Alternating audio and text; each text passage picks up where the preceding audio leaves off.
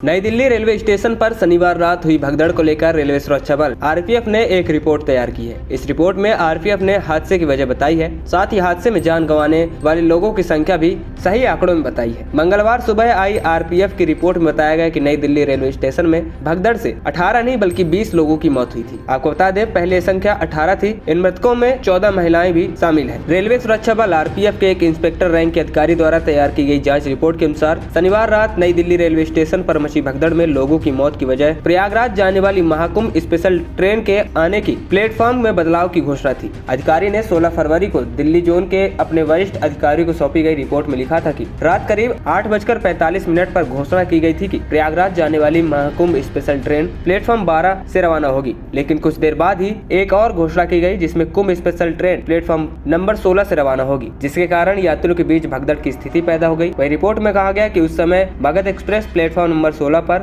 उत्तर क्रांति express platform number 15 पर खड़ी थी। प्रयागराज एक्सप्रेस में चढ़ने के लिए यात्रियों की भीड़ भी प्लेटफॉर्म 14 पर मौजूद थी। इन सब के कारण यात्रियों की आवाजाही बाधित हो गई। रिपोर्ट में कहा गया कि रेलवे की अनाउंसमेंट सुनकर यात्री प्लेटफॉर्म नंबर 12, 13 और 14, 15 से फुट ओवर ब्रिज 2 और 3 के जरिए सीढ़ियां चढ़ने की कोशिश करने लगे। मगध एक्सप्रेस, उत्तर क्रांति एक्सप्रेस और प्रयागराज एक्सप्रेस की यात्री सीढ़ियों से उतर रहे थे। धक्का मुक्की के बीच कुछ यात्री फिसलकर सीढ़ियों पर गिर गए और घायल हो गए। वहीं अन्य यात्री सीढ़ियों पर चढ़ने लगे। इस कारण लोगों की दम घुटने से मौत हो गई। खबरी चौखट की रिपोर्ट।